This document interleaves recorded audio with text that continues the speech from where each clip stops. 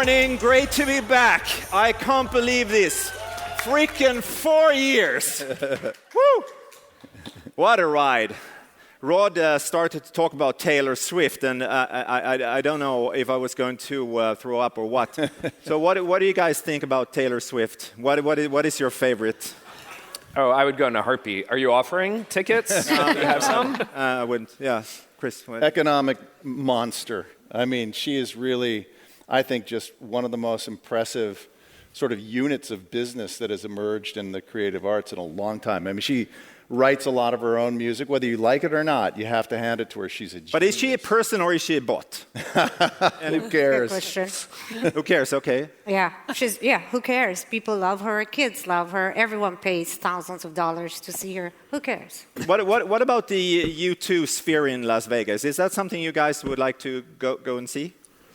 Sorry, I don't know if I'll be interested, but my daughter will be so happy if I tell her. So we're talking about influence. I mean, definitely that's the main motivation. Oh, you need to be like Taylor Swift. Learn to write your own songs, play music, all of that. Yeah, in fact, it's a good influence. I think the world is going more and more fake. I understand that. So anyway, sorry. Okay, so let's be a little bit serious here. We talked yesterday. Some of you weren't here yesterday, but we talked a lot about some of the most wonderful and groundbreaking businesses in our industry, like Airbnb and Uber, was founded during the last downturn in 2008, 2009, and I personally think that some of the most incredible stuff that's going to come out over the next 10 years is happening as we speak. So. What are you seeing? What are you hearing? And I'm asking to all of you now. We can start with you. And what are the decks saying about this? Sure, absolutely. I mean, opportunity exists during a crisis, right? The only thing that's guaranteed is uncertainty. We don't know what's going to be on the other side of it. This has been a weird recession, semi-recession, but it's a great time for entrepreneurs. It's a great time for valuations from an investment perspective for us. So it means for the same amount of money, we could take up more space and give more support to companies. I'm at JetBlue Ventures. We've invested in 50-plus companies in sustainability, the connected travel experience. We're so excited with all of the activity and excitement around generative AI. I can't wait to see what we're going to discuss today and all the different possibilities that are in there. Okay. Chris? Yeah, I think that for the longest time, we were strictly focused on B2B investing. We always felt that the top of the travel funnel was just totally choked out by absurd requirements to spend on search in order to acquire customers. I think that that's fundamentally changed. And now if you look at the data for Gen Z in particular and millennial travelers, more than half are doing their discovery, their planning, and ultimately making their decisions through channels other than search.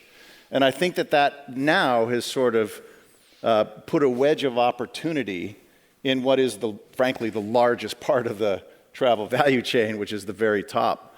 So we're excited about that. We're looking more at consumer stuff. So you see great disruption in search? Well, no, it's not in search. It's really in the way that consumers will discover and make decisions and then ultimately book travel. So there's opportunity for the world of the OTAs to be radically disrupted. And the new players that'll take a piece of that pie could be enormous companies. So we're excited about that. Tina?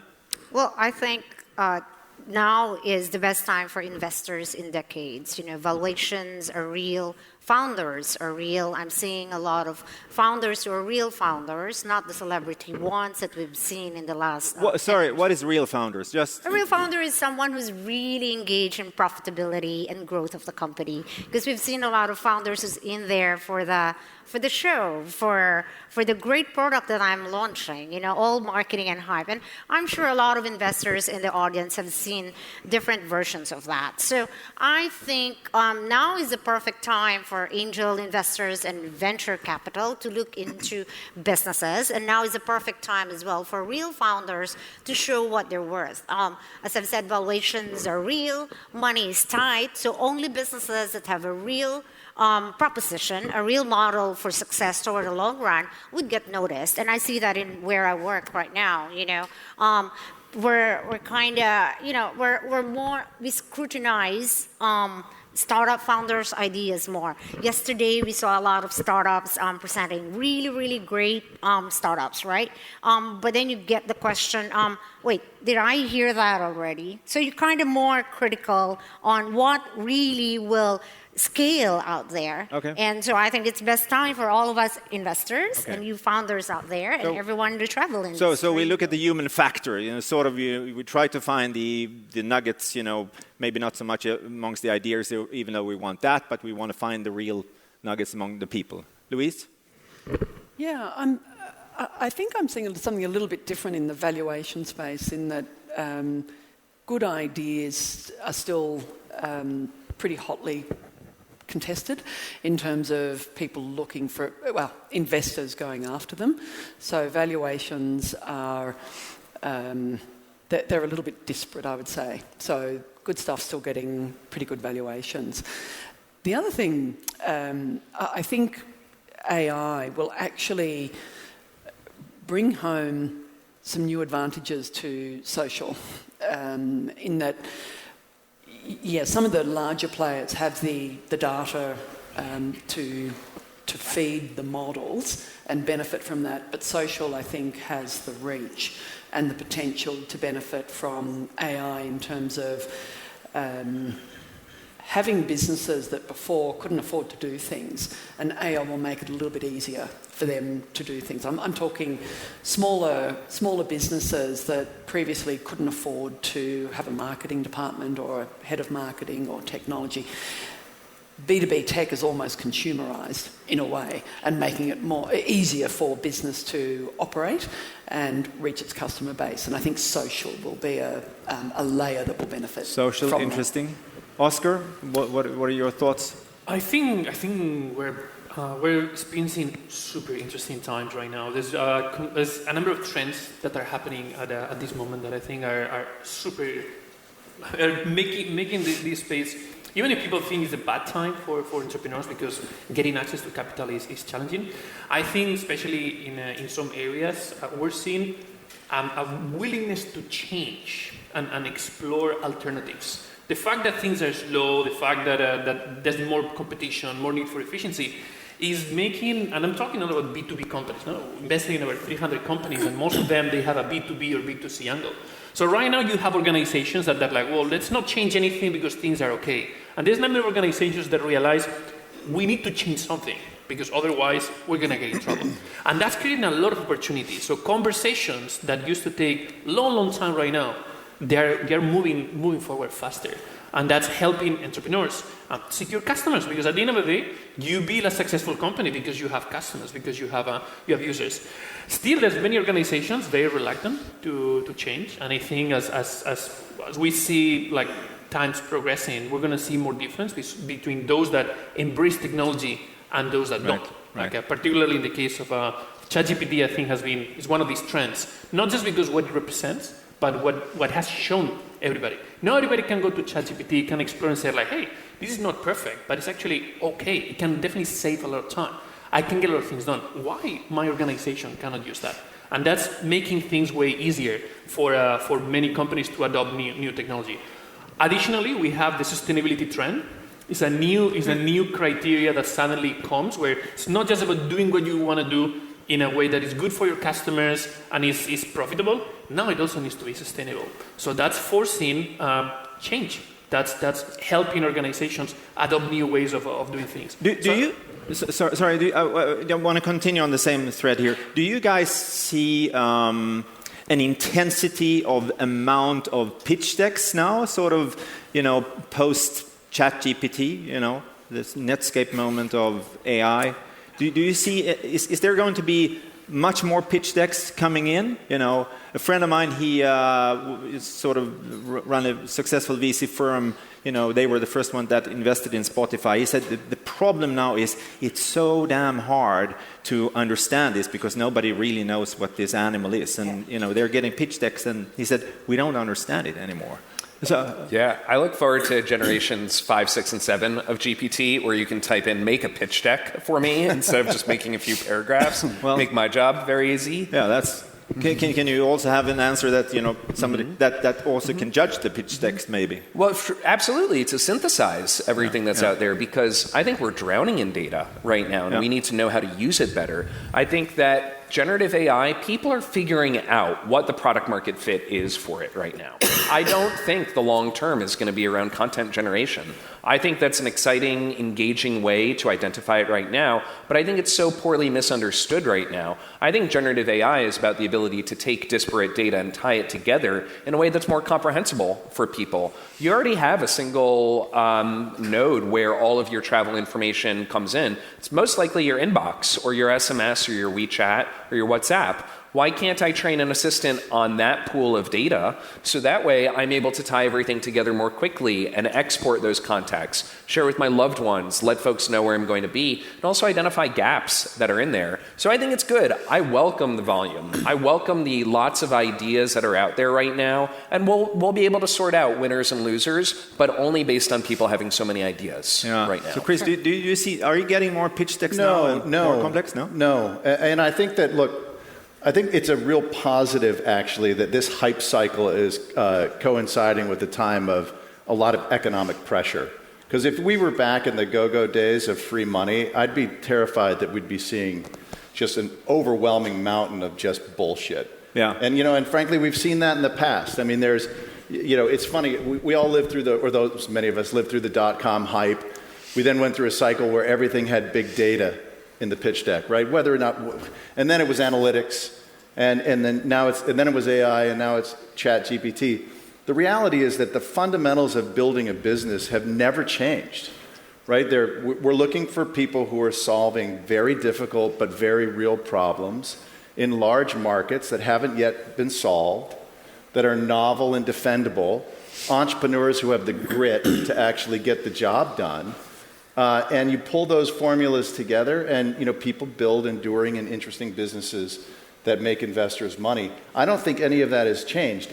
And ChatGPT and AI is not really a travel product. It's a tool that can be deployed within a product that might be interesting. But unlike the time when we went from desktop to mobile and the incumbents were ill-prepared, so a lot of entrepreneurs could start, look around at the incumbents in travel. They've been playing in the AI game for years. They have tens of thousands of engineers working on this. So it's not necessarily a great time to just be an AI startup in travel. What's the competitive advantage? Again, it comes back to, are you solving a very real problem in a large and interesting market? And do you have the grit? To your point, the entrepreneurial tourists are gone. Yep. And it's now those that have the grit that are showing up, and if they're making things that are starting to happen, that's exciting. All of that means we're seeing fewer decks, certainly at the Series A level, where there's got to be more evidence of traction. Man, I love to have people like you around me. It's so, the breath of fresh air. Thank you for making my morning here, actually. So can we leave the AI behind us now, or well, I can are just you guys done with AI? very quick note on that, right? ChatGPT, pitch decks, how many? Like, does it equate, right? So what I'm saying is there's a distinction. The pitch decks that are really you will know whether it's generated by a ChatGPT. You will know the pitch deck. Do you see those pitch decks for real? Well, I see that, and I see pitch decks that have been really looked at or developed by the founder, but the appendixes are the research behind it are ChatGPT. I like that. But the new ideas, for example, like guys who have new ideas and can put it into writing. So, there's ChatGPT to help you. But to your point, what makes it a good business? The idea behind it, the USP, the market, the scalability. But some founders know that in their mind, but can't really fully express it in the language that we understand. So that's where ChatGPT comes in. So I have a tiny bit of understanding and tolerance for that. And then but when you get into the nitty-gritty of the business and you speak to the founder, then that's where the rubber meets the road. Right. I actually have a take. So I work mostly on seed stage. And I think all of these automation tools are actually making our work more difficult. Not because there's more information, but because the information that is coming is not as real. At the end of the day, for seed stage, what Chris was saying, like your competitors are more established, they're better funded, they have more team. So what is your competitive advantage as a founder? Normally, it's an insight that you have that something is different than what most people believe. And this is not the information that you find when you go on the internet. When you go on the internet, many of the trends that you see, most of the challenges are well known. So insider information and the capacity to turn that insider information into something that you can execute, that's what really makes sense. So I'm starting to actually pay less attention to decks and more attention to conversations. Okay. The deck is important. It's a process that helps organize the ideas. But in most of my pitches, like, no, I don't want to go through your deck. I want you to tell me what's the insight that you think you have that explains why no one else in the space is actually addressing the problem in the right manner. Oscar is totally right, and I think it's so interesting that we're here at this conference talking about technology, disintermediating the human. Yet, if you think about what you're hearing, we want to talk to the human, right? And it's the human's insight and their grit and their experience that all of a sudden is so much more important than the technology. I think that's interesting and super refreshing. So we're entering the world of Blade Runner. What was it, 2024? What was it called, that movie? 2036, awesome movie. The second one. I think we're entering that world very, very fast. Maybe we're in it right now. Anyway, so we'll move on here now. This year's theme is the human revolution, and I think it's a perfect title for this conference this year. And Louise, so we've got two hospitality royals in this panel here, and you're one of them. So great. And I wanted to talk to you about the human revolution in tech now in what you're working with. So if we could please have Louise's slide up. And I thought, people are very, very fed up with, the lack of service they've gotten from airlines and hotels and in restaurants, etc. And I think you have a strong opinion on this, and you're trying to solve some of this area. Would you like to talk to us about that? Yeah, I shared this slide because it's in an area that I've always loved, restaurant, food and beverage, restaurant technology. But this ecosystem is the US tech ecosystem. And if you overlaid this for anywhere in Europe or Asia, you'd have a whole lot of different players. So it's actually pretty local. But it's also, they're point-to-point solutions. And you've got a whole set of new players always entering the market. And to Oscar and Chris's point, you can have the same stuff coming in. How do you differentiate between what it is you're seeing and what might work? And often that is just because the founder either has particular insight or they've got a technology that's taking those point-to-point solutions and bringing them together. Right? What is different about what is going to come through? Because otherwise you've just got the same, like somebody different trying to solve the same problem that's already solved. And how do you differentiate? And it comes down to, well, how do you make it commercial? Right? So where's your revenue coming from? Who are you selling to, etc. It's not about the technology necessarily, unless it's something quite groundbreaking. And then you've got horses for courses, and some funds will invest in like purely the technology, where they can invest for a horizon of many, many years beyond what a lot of funds would like to do. But you've got the funds that actually we need to show how the commercials work. And often when the technology is the same, it comes down to the people. Right? So who are they? Do you trust them? Give me some, ideas about, the size of the industry versus, the hospitality, the hotel industry. It's super interesting because food and beverage, if you look at GMV, it's 2 to 3 times hotel GMV. So it's a very, very big industry. But there is a long tail because there's a lot of independent operators. It is more digitised, if you like, than I think tours and activities. So we've got a little bit of a leap on tours and activities in the digitisation, in the evolution of digitisation and the implementation of it. But there's still a lot of small businesses. So how do they come together? And I think this is where AI actually can help a lot, Because if you've got a small business, you can't afford, as I said before, marketing teams and technology teams, etc. But AI will make it actually quite easy for you to reach your customer or for them to reach you and get answers, etc. And so you'll be able to do things you weren't able to do before because you couldn't afford it. And that, to me, is where AI will bring a big change in the industry. Great. I'm going to move quickly. Damn, this clock is going. Can we just stop the clock here?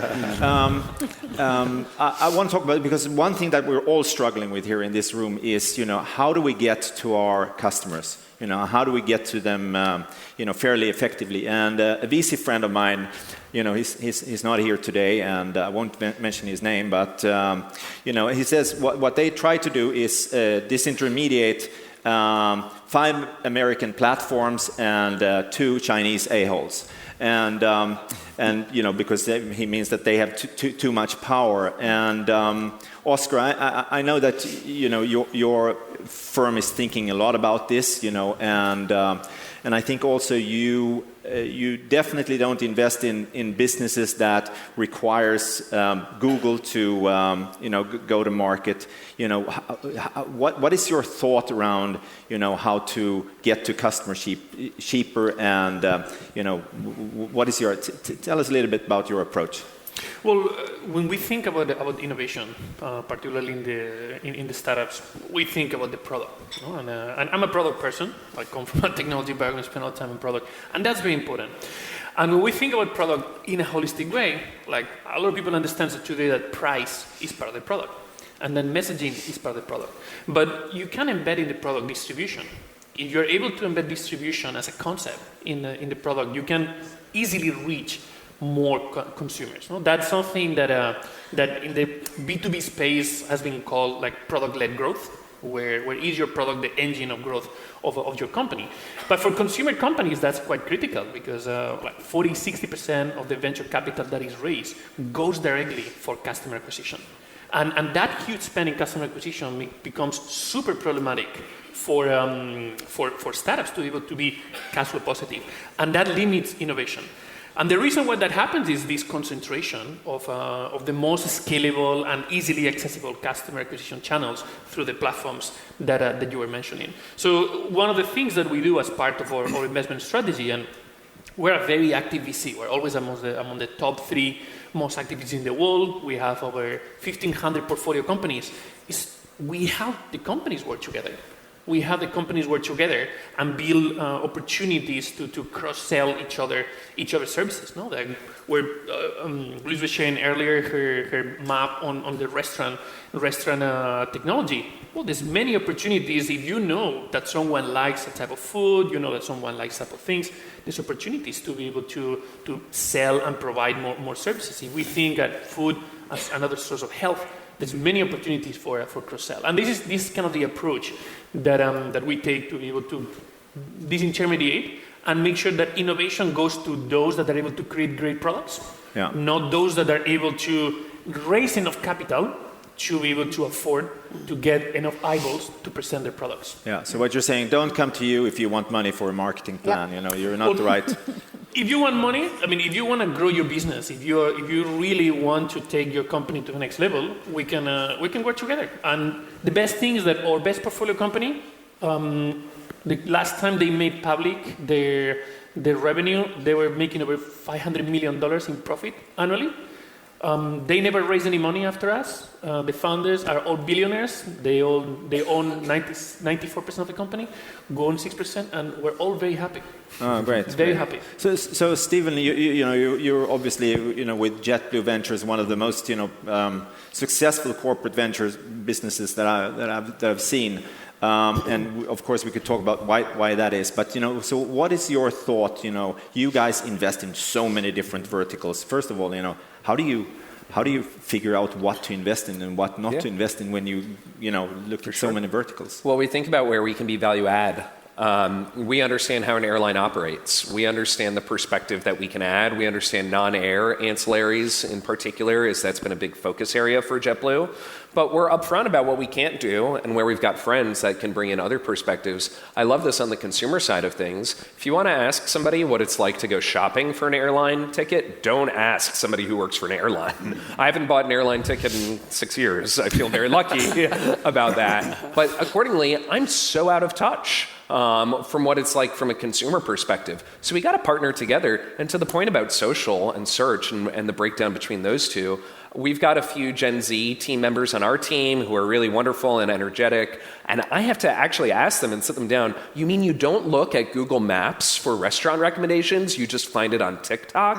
How does this work? You have to be very deliberate when you're shopping for investors about what is the complementary strength that we're going to bring to the table. So we can be helpful in many facets, but also bring in other voices that do understand the consumer. Yeah, good answer. Thank you.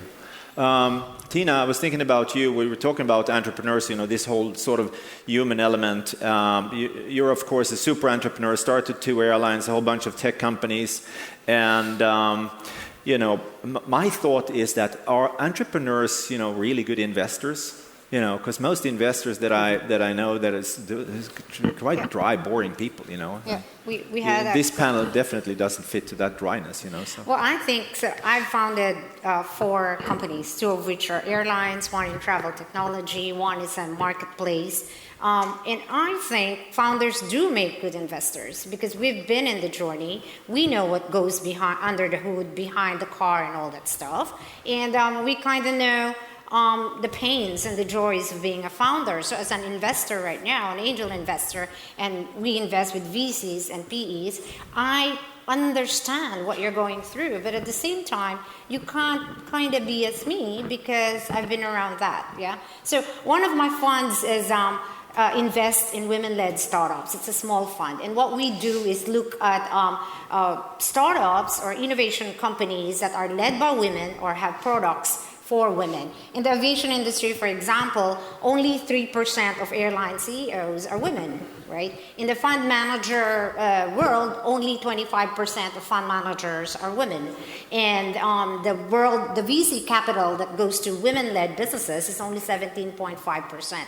So clearly there's a huge gender parity in the way that we put our money, our resources, and our thinking into this investment world. So what I wanted to do, having been an entrepreneur for a long time, is to put that out in the open and start a conversation for people to look more at women-led businesses and get out the gender norms. I know I'm getting out of the topic, but this is around the human revolution topic that we're getting into. With all this ChatGPT's AI and etc. At the end of the day, it's so you human. look primarily for female founders. Louise, what do you look for in a founder? A relationship. So how do you actually tell whether what they're saying is true? A little bit about the history. It's got to be able to be backed up by people that will speak on their behalf. Look at what they've done before. It's I've made as many mistakes as I have successes, so I don't know that I'm the correct one to ask, but there has to be a built-up level of trust, I think. So I look for people who'll speak on the founder's behalf. So Fritz, one of the WiT alumni here, he said a few years back that he wants to spend at least 20 hours personally, one-on-one, with somebody before he invests. I think. Do you spend 20 hours with? Perhaps my investing team does, but 20 seems like a very high threshold. But directionally, I like what's behind that. What do you think? No, not even close. I mean, it'd be nice. Would be nice. But I think that to the point on founders, that is, and maybe to the point on why people out of operations make better early stage investors, and I think there's a lot of data to support that, is that it's really about trust and transparency and intelligence and coachability, and it's something that will never be replaced with some sort of a technology, right? I mean, I love it. There's a few venture firms that have tried to deploy algorithmic-based ways of sourcing deals and making investment decisions, and they love to talk about how it really was effective and worked. And I just think it's total horseshit. Like, I've made some investments in some great ideas and great technologies and bad people, and they've all failed. Yep. And I've had a few in really good people whose ideas went south quickly. And man, they pulled it off. They pivoted, they found a way, they led through the storm, and they built companies. So, in the end of the day, it's soft. You have to trust. There has to be transparency, coachability, very high degree of intelligence. And notice within that isn't necessarily, and resilience, great word. It isn't always, years and years of experience. For those entrepreneurs in the room, one of my favorite founding CEOs is Francis Davison, the guy who created Sonder. He created that when he was a sophomore in college. It was his first job. He's still the CEO of a publicly traded company, taking it through what is, obviously a storm if you look at the stock price, but a great company. Cool. We're almost running out of time. A couple of quick ones here, just quick answers. What makes you excited right now, Oscar? Sorry? What makes you excited right now? Right now, right now I'm very, very excited about the role that emerging markets are playing in the world. Emerging markets and frontier markets as well. Emerging and frontier markets, I think the role that they play in the world at all levels is something I'm very, very excited. Louise? As much as Mr. Cuthbert doesn't really want to hear more about AI, I think that for me it is about what AI can do for actually smaller businesses. Yeah. And that to me is terribly exciting. Yeah. Tina? Sustainable aviation in the era of urban air mobility, because that's going to change the way we do travel. That's going to change the way you plan. That's going to change the way you speak to your customers when all these air taxis become more prevalent and the sky is dotted with air taxis. That excites me. I know it's like maybe 7 to 10 years or perhaps 20 years away, but watch out. Cool. Chris? I'm actually most excited by the fact that it's really hard right now. Right? I mean, we're in an environment where capital is very expensive. That's not changing. There's been downward pressure on growth projections for this region. Just came out of the World Bank, I think, earlier this week, that are pretty daunting. This is a really difficult and thorny time, and there's a lot of big problems to solve out there. That kind of turns me on. I find that to be really exciting. Finally, you? Non-obvious, but high-impact AI use cases. Okay, very cool. Thanks a lot, guys. I'm very excited about being here. We got 2 days with incredible content. Great to see you, everybody. Thank you so much for the panel. Thank you.